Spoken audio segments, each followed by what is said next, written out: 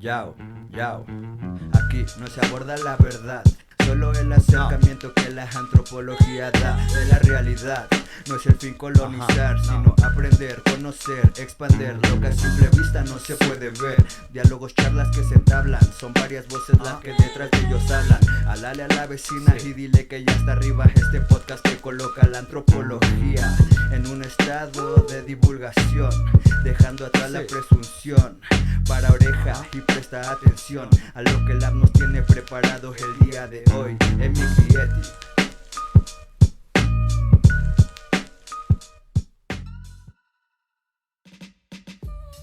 Creo que se está moviendo un poco esa franja de edad, pero al menos cuando yo estaba haciendo mi trabajo de campo sí existía esta idea de si pasas de los 25, ya tus reflejos empiezan a bajar, ya no tienes la misma respuesta de frente a la pantalla, tu actividad con el mouse también baja, empiezas a tener problemas de túnel carpiano, ¿no? Entonces este tipo de problemas pues te empiezan a afectar y tienes que considerarlo como un retiro ya, ¿no?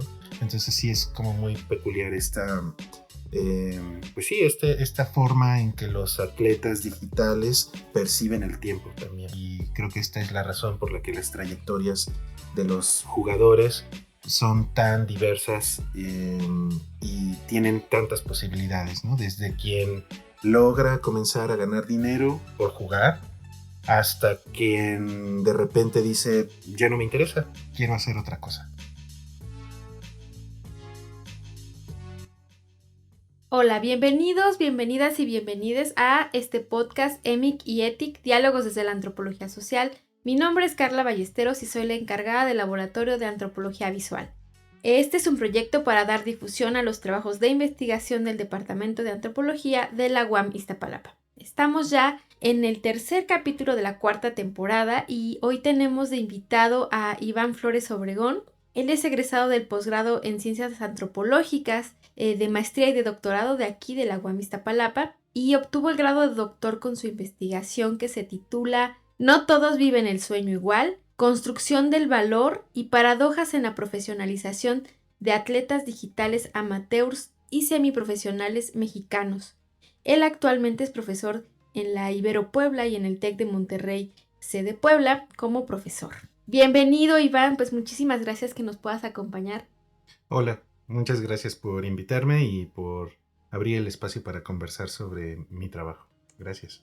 Bueno, pues como punto de partida nos encantaría que nos cuentes un poco de tu elección de tesis y como mencioné en capítulos pasados, los videojuegos no son espacios a los que solemos ir mucho las y los antropólogos, pero que sin duda pues es cada vez más necesario nuestra presencia por ahí, ¿no? Y bueno, tú decidiste League of Legends por practicidad, como nos lo señalas, pero yo pienso que debe de haber más que eso. ¿Nos podrías contar? Claro, bueno, pues yo creo que el juego apareció en mi campo un poco de forma fortuita, porque creo que inicialmente yo no tenía la idea de estudiar videojuegos, sino que yo en realidad lo que quería estudiar era cómo eran los espacios donde la gente se conectaba a internet. Creo que eso era lo que me interesaba y descubrí que aquí en Ciudad de México había gaming centers con máquinas dedicadas a eso, y creo que lo que a mí más me sorprendió fue descubrir que había jóvenes que rentaban máquinas toda una noche para jugar. Entonces a mí eso me llamaba muchísimo, muchísimo la atención. Yo creo que me causaba la duda, ¿quién pasaría una noche despierto 8 horas ahí jugando, ¿no? Hay muchos, muchos jóvenes que hacen esto comúnmente, pero a mí, que ya tenía muchos años que no jugaba videojuegos, pues sí me resultó una sorpresa, ¿no? Y me daba mucha curiosidad pues ver cómo eran las máquinas, eh, entender también pues qué juegos eran los más populares, y creo que así fue un poco como aparecieron los videojuegos.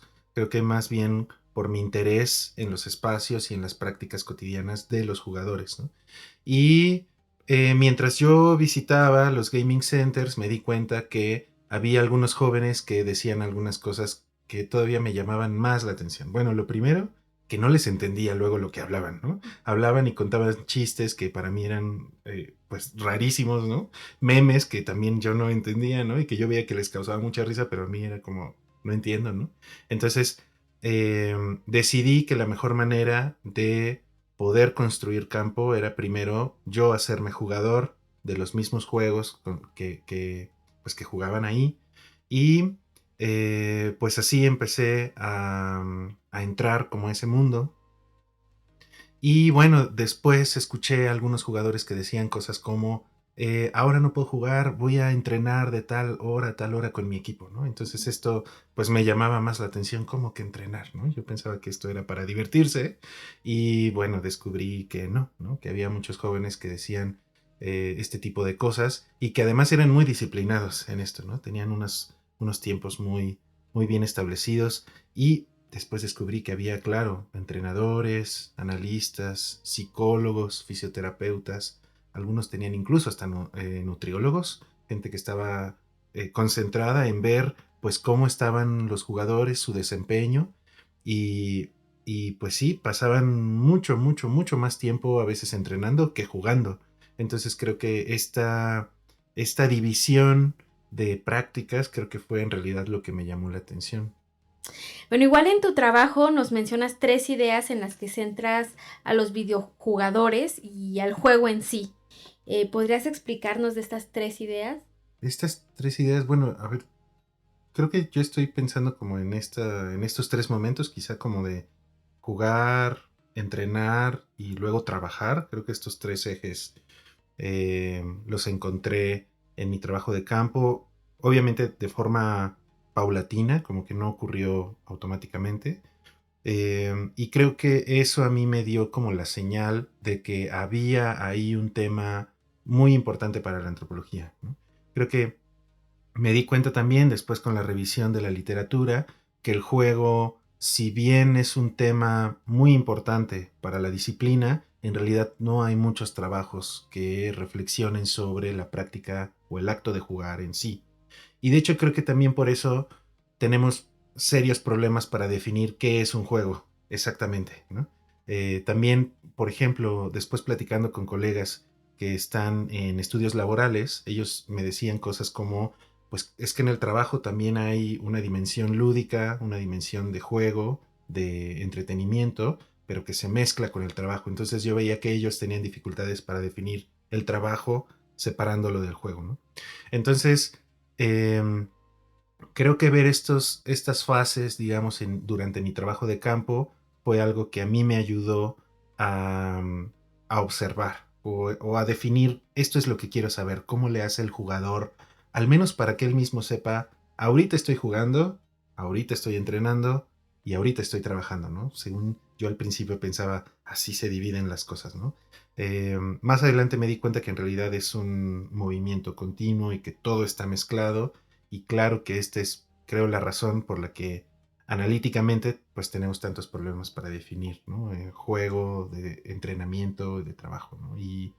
Y bueno, creo que lo que yo encontré es que en ese movimiento continuo, ese movimiento es continuo, pero también es caótico. Y creo que esta es la razón por la que las trayectorias de los jugadores son tan diversas, y tienen tantas posibilidades, ¿no? Desde quien logra comenzar a ganar dinero por jugar, hasta quien de repente dice, ya no me interesa, quiero hacer otra cosa, ¿no? Entonces, estos polos tan, pues sí, que se oponen, pues al principio yo no sabía muy bien cómo explicarlos. Pues si todos los jugadores tienen la idea supuestamente de ganar dinero por jugar, y que esto es lo que muchos de mis interlocutores llaman vivir el sueño, pues yo decía, ¿por qué alguien de repente diría, ya no quiero, ahora voy a dedicarme a ver películas, ¿no? O a ver anime? Entonces, bueno, creo que estos contrastes, pues a mí me ayudaron a ver como esta franja, digamos, conceptual, ¿no? Ok.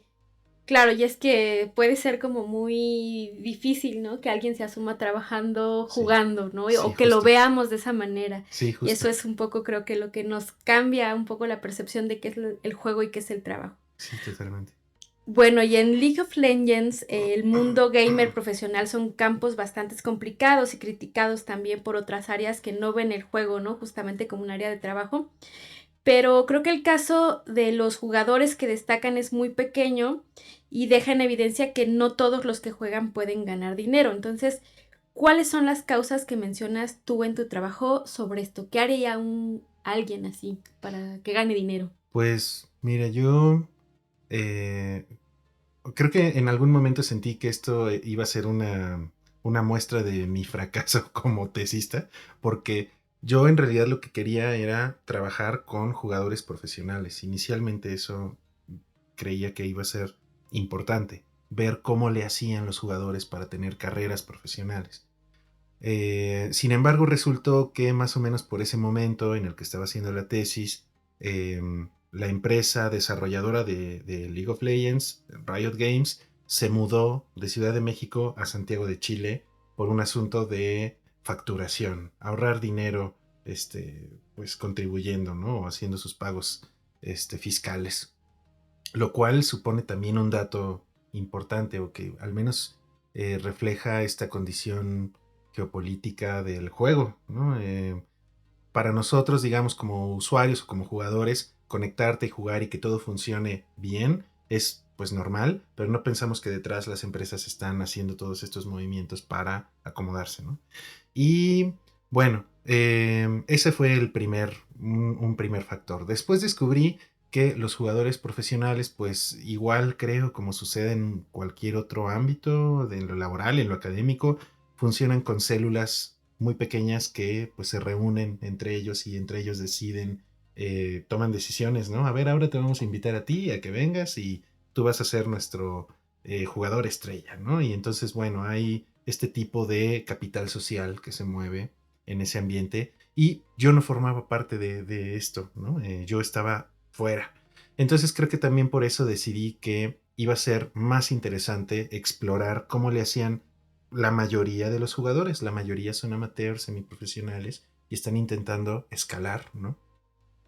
Entonces me di cuenta que estudiar los casos de los jugadores profesionales en realidad es una minoría, son muy poquitos y eso no nos iba a ayudar a entender cuáles son las condiciones de los jugadores comunes y corrientes, digamos, ¿no? Que no siempre son tan buenos, pero a lo mejor desarrollan otras habilidades, ¿no? Algunos, por ejemplo, de mis interlocutores descubrieron entrenando que eran bien malos, ¿no? Pero que tenían una voz muy bonita y que a lo mejor podrían dedicarse a comentar las partidas de sus amigos. Entonces algunos empezaban a tomar clases de locución para ahora dedicarse a eso.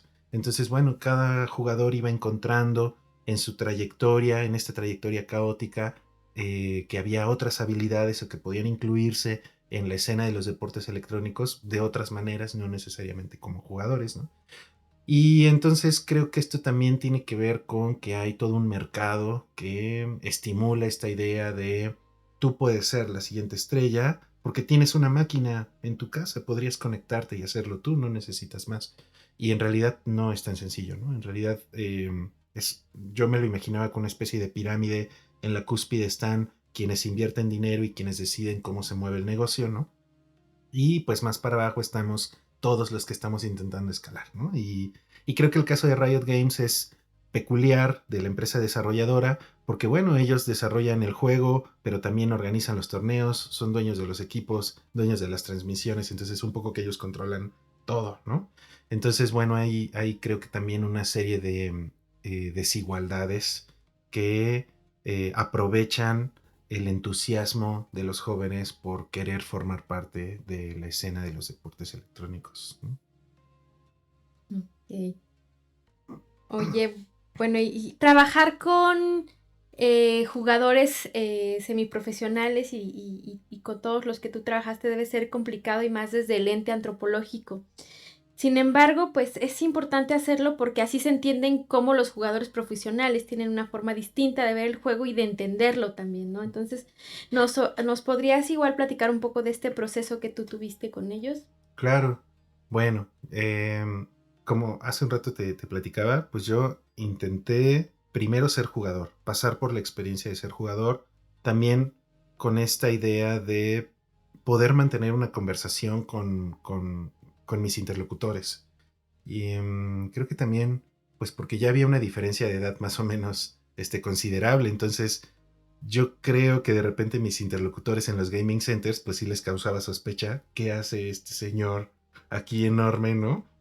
jugando, o sea, que no tiene trabajo, ¿qué, no? Entonces, pues para mí era como, ¿cómo puedo lograr mantener una conversación? Que yo entienda los chistes, que yo entienda las bromas, que yo pueda bromear también de las cosas que suceden en el juego. Y bueno, descubrí, obviamente, muy pronto que no era buen jugador, ¿no? Descubrí que mis habilidades como jugador eran terribles.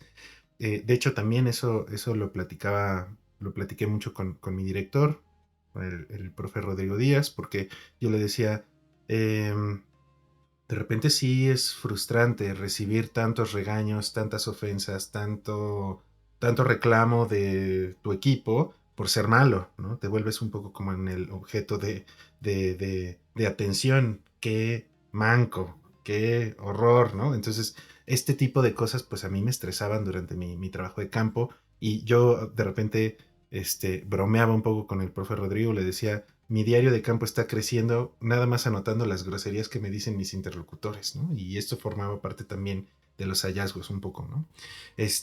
Entonces, bueno, como descubrí que no era muy bueno, eh, pensé, ¿de qué otra manera podría yo estar cerca de los jugadores? Y podría yo también retribuir algo a los equipos para mantener este lazo de horizontalidad, al menos en la medida en que fuera posible.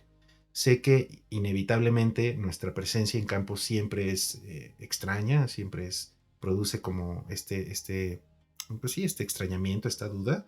Entonces, bueno, se me ocurrió, yo estudié psicología en la licenciatura, entonces se me ocurrió que tal vez podría poner en práctica este saber sobre la psicología grupal con los equipos. Entonces, de esa manera empecé a participar, ya no tanto como jugador, sino como staff. Entonces, como parte del staff, pues mi trabajo a veces era acompañar a los entrenamientos, acompañar a los entrenadores, acompañar a los analistas, dependiendo de los recursos con los que contara cada equipo, ¿no? Entonces, pues sí, mis sesiones de trabajo implicaban adaptarme a las rutinas que tenía cada organización deportiva. A veces me decían, pues aquí entrenamos de 7 de la tarde a 3 de la mañana y ese es el tiempo de trabajo, ¿no? Entonces, pues yo me mentalizaba que diario, pues había que hacer ese trabajo, ¿no? Y pues ahí era mi oportunidad perfecta para hacer observación, ¿no? Hacer observación en línea, siempre, a través de Discord, utilizando el mismo cliente, ¿no? Del juego. Y bueno, después de esos periodos largos pues sí, de yo no jugar, sino más bien de estar observando, escuchando, pues sentarme a escribir mi diario de campo, las cosas más relevantes, ¿no? Entonces ese fue un poco el proceso para mí. Y, y bueno, sí, disfruté mucho ir viendo cómo cada jugador, cada equipo establece unas ciertas jerarquías, unas reglas, y también cómo los jugadores las obedecen o las rompen, ¿no? Hay unas ciertas rutinas que se quiebran de vez en cuando, unas reglas que no funcionan, o a veces los jugadores hacen trampa, ¿no? Entonces este tipo de resistencias a mí me interesaban muchísimo y creo que pues eso me ayudó también a ver cómo el juego va adquiriendo otros matices, ¿no? Los jugadores juegan a otras cosas más allá de solo lo que sucede en los entrenamientos, ¿no? También creo que sí, este asunto de no conocer cara a cara a mis interlocutores, pues es una condición, creo, particular. Creo que especialmente porque buena parte de mi trabajo de campo ocurrió durante la pandemia. Entonces, a diferencia de a muchos de mis compañeros de generación cuyos trabajos de campo se vieron pues pausados por esto, a mí me ocurrió un poco lo contrario. Como que la actividad subió porque muchos de estos jóvenes regresaron a casa a conectarse, ¿no? Entonces creo que también por eso había estos horarios de empezar a las 7 y terminar a las 3 de la mañana, ¿no? Entonces, bueno, a veces así ocurría. Y bueno, ay, no sé, creo que ya me desvío un poco, pero No, pero me sí, surge otra duda, o sea, cuando dices, bueno, la distancia de edad era mucha, bueno, para mí eres sí. joven, ¿cuántos años eran los de estos jugadores? ¿De qué edades estamos hablando? Claro, bueno, pues yo encontré jugadores que empezaban desde sus 15 años, al menos que ya formaban o que ya querían formar parte de un equipo. Estoy seguro que debe haber mucho más jóvenes. Al menos los que yo encontré en campo, más o menos desde los 15, 16, hasta el más grande que yo encontré, el jugador más grande que yo creo que ya tenía unos 30, 31. Pero creo que lo peculiar es que los jugadores que ya entran a sus 25, 24, 25 años, ellos ya empiezan a asumir que ya no van a poder competir profesionalmente, ¿no? De hecho, algunos de estos jugadores ya se perciben como viejos, como ya se acabó este lapso que tengo para competir profesionalmente.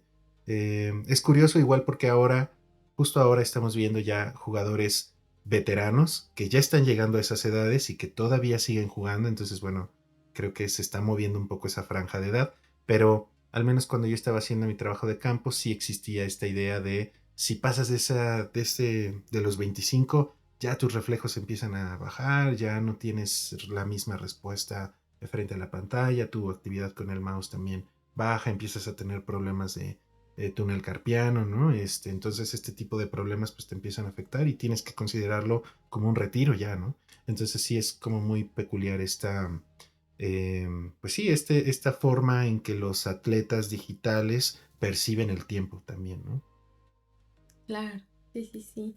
También menciona sobre la determinación, disciplina y el enfoque total que deben de tener justamente todos estos jugadores para sobresalir. Y esta es una de las características que tienen los deportistas, bueno, en todo momento. Y esto no les ha afectado también a los videojugadores en su vida cotidiana, es decir, cómo viven, ¿no? Como de 7 a 3 de la mañana Sí. son periodos muy largos. ¿El resto qué pasa? Claro, pues creo que también pues las condiciones en las que yo hice el trabajo, como estábamos encerrados por la pandemia, pues bueno, los jugadores podían darse un poco este lujo de pues conectarse todas estas horas y la mayoría de mis interlocutores eran estudiantes de preparatoria o de universidad ya. Algunos ya se encontraban a punto de salir de la carrera y muy pocos se encontraban en esta transición de conseguir un trabajo o ver a qué otra cosa se iban a dedicar. Pero sí, por supuesto que esta forma, esta presencia que tiene el juego cambia muchas de sus rutinas, ¿no? La forma en que se relacionan con sus familias, con sus amigos, con sus parejas, ¿no? Quizá sea especialmente revelador la forma en que las familias lidian con la idea de que un joven quiera dedicarse a ser atleta profesional, ¿no? Especialmente porque en México creo eh, no es una actividad pues digamos tradicional, no es un trabajo tradicional, tampoco es un trabajo que esté regulado. Muchos de estos jugadores, por ejemplo, pasan por un proceso de selección, de reclutamiento, firman un contrato, pero muchos de ellos no saben si son empleados o trabajadores o socios, es decir, cuál es su lugar legalmente, su estatus legal. Entonces, creo que eso también levanta pues un montón de sospechas y de dudas en las familias, ¿no? Creo que también esto me llevó a pensar, de por sí ya el momento de la adolescencia, la juventud es caótico porque en este momento tú debes decidir a qué te vas a dedicar en la vida y pues para muchas familias es mucho ruido como que te quieres dedicar a jugar, ¿no? ¿Cómo es esto, no? Entonces, bueno, hay muchas familias que digamos se mantienen escépticas, ¿no?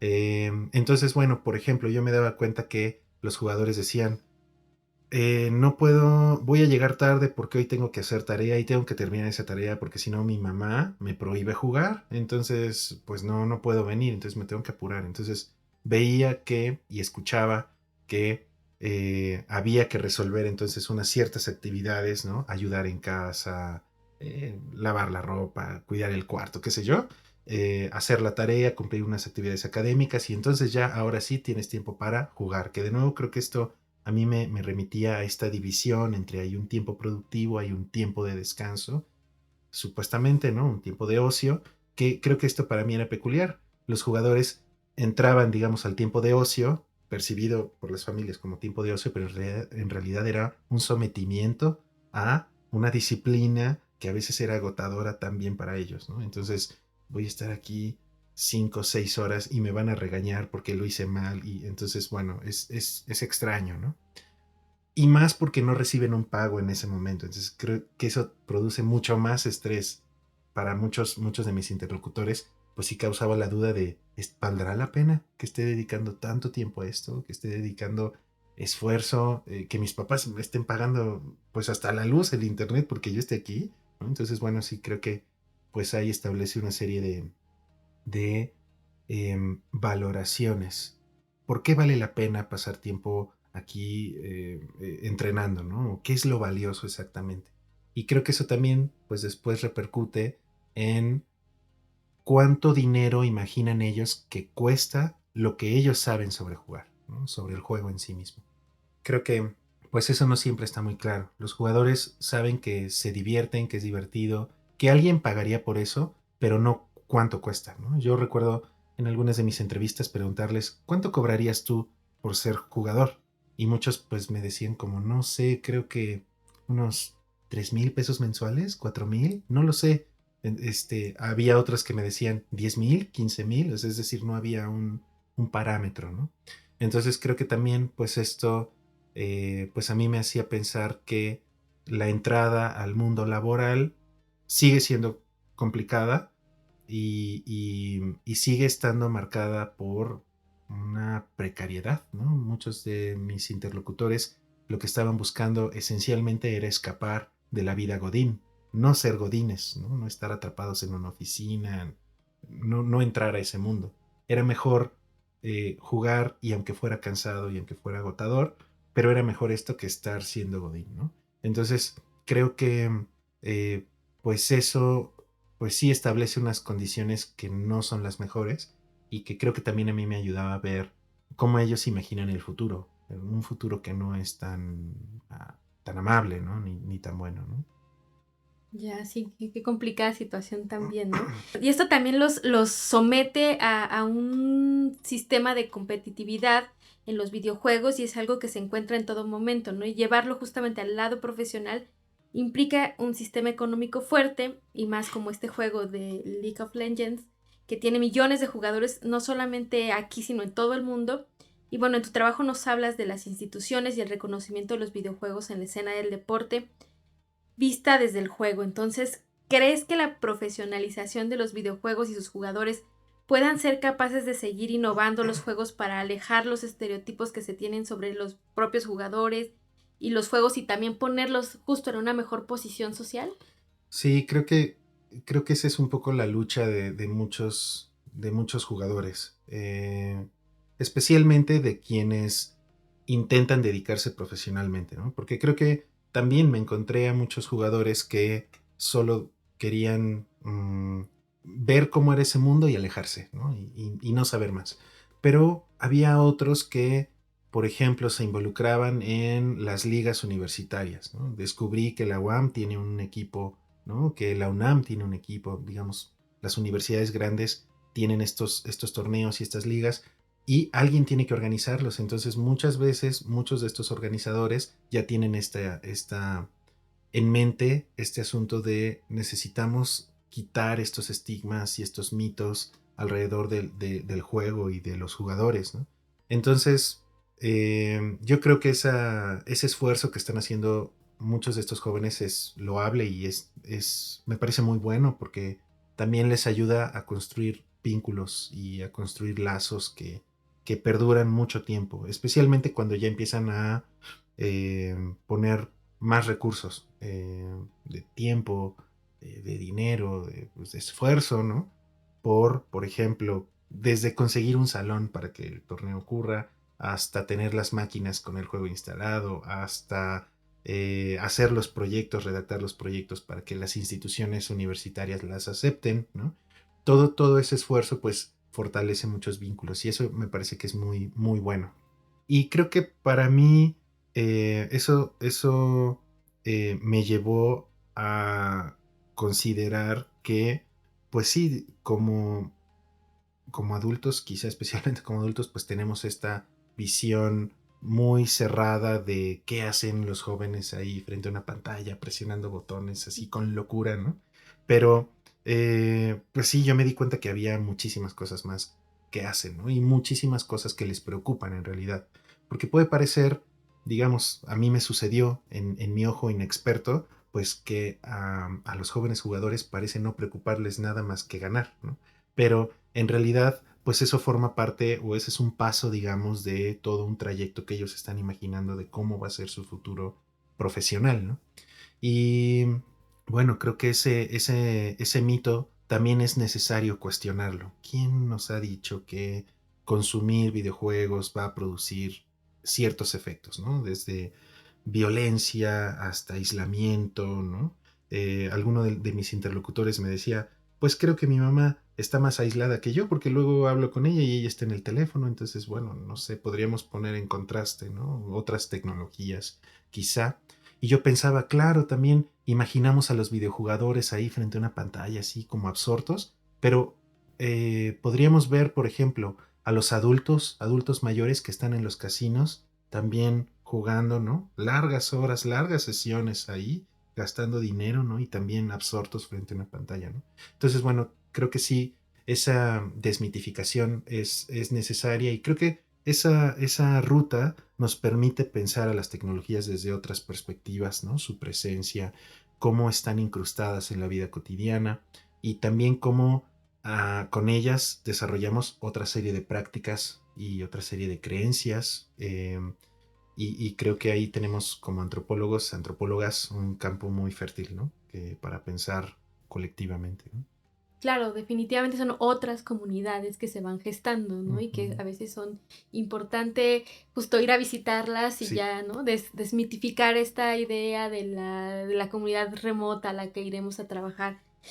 Pero bueno, pues ha sido un placer y nos encantaría también que nos compartas un tip, un consejo para quienes estén interesados en hacer etnografía digital y bueno, y sobre todo para quienes específicamente quieren hacer trabajo de campo en videojuegos, ¿no? Hay una amplia gama. Pues, ¿qué nos recomiendas? O también, no sé, bibliografía, alguna peli, algún documento, algo que nos... Aparte de tu tesis, que seguramente vamos a leer. sí, bueno, pues hay en Facebook un grupo en el que yo participo que se llama justo Etnografía Digital. Ese grupo en realidad lo comenzó Edgar Gómez Cruz, que él es una referencia, digamos, obligada en los estudios de Internet a nivel mundial y bueno, él empezó este grupo. Entonces, creo que ahí es posible ponernos en contacto con otros académicos que están escribiendo cosas y de ver, bueno, qué están pensando, qué recomendaciones hay, porque bueno, por supuesto que utilizar Internet como parte del campo o que aparezca ahí en el campo supone otra serie de consideraciones éticas, ¿no? Y metodológicas que no siempre están muy claras, ¿no? Entonces, bueno, creo que a mí me sirvió mucho poder conversar con alguien que tuviera un poco más de experiencia y yo encontré eso. Y bueno, sí, también hay una serie de libros que tal vez sean como ahora clásicos, ¿no? Está, por ejemplo, el texto de justo Etnografía Virtual de Christine Hein. Después tenemos el texto de Coming of Age in Second Life de Tom Boylstorff. Está también los manuales que escribió Sarah Pink, los textos de John Postil, eh, las reflexiones igual de Adolfo Estalella. Es decir, bueno, creo que sí hay mucho. Igual creo que yo recomendaría juntarse con los colegas en Latinoamérica. Hay muchos compañeros en Latinoamérica que están escribiendo cosas en Chile, en Argentina, en Perú, aquí en México, en Mexicali, en Chihuahua. Hay colegas que estamos trabajando y creo que hacer ese intercambio de textos y de perspectivas creo que también es útil, ¿no? Eh, Creo que eso a mí me ayudó muchísimo, así que tal vez ese sería un tip. Juntarse y ponerle cara a los autores y hacerles preguntas, ¿cómo le hiciste tú aquí? Dame una recomendación. Entonces, bueno, creo que para mí eso. Y bueno, leer. Leer. Tenemos ya ahora una buena cantidad de registros etnográficos que muchas veces incluyen errores y tropiezos al momento de entrar a Internet para estudiarlo. Entonces, creo que eso también sirve, ver en qué se han equivocado otros y bueno, intentar no replicarlo o cambiarlo o buscar otras estrategias. Creo que eso. Bueno, pues muchísimas gracias por compartir con nosotros. Ha sido un placer conversar de este tema tan particular y ahora sí poder entender a los videojugadores. Y bueno, que también es importante que se abra mucho más el debate sobre los mundos digitales y los espacios de juego, ¿no? Sobre todo. Pues mi nombre es Carla Ballesteros y nos vemos en el siguiente capítulo de EMIC y ETIC, Diálogos desde la Antropología Social. Preproducción, Juan Ortiz y Carla Ballesteros. Producción en línea, Rodrigo Martínez y Arturo Reyes. Edición y postproducción, Juan Ortiz. Música original, Tenoch. Rectora de la Unidad Iztapalapa, Verónica Medina Bañuelos. Secretario de la Unidad, Javier Rodríguez Lagunas. Director de la División de Ciencias Sociales y Humanidades, José Regulo Morales Calderón. Jefa del Departamento de Antropología, Rocío Gil Martínez de Escobar. Responsable del Laboratorio de Antropología Visual, Carla Ballesteros.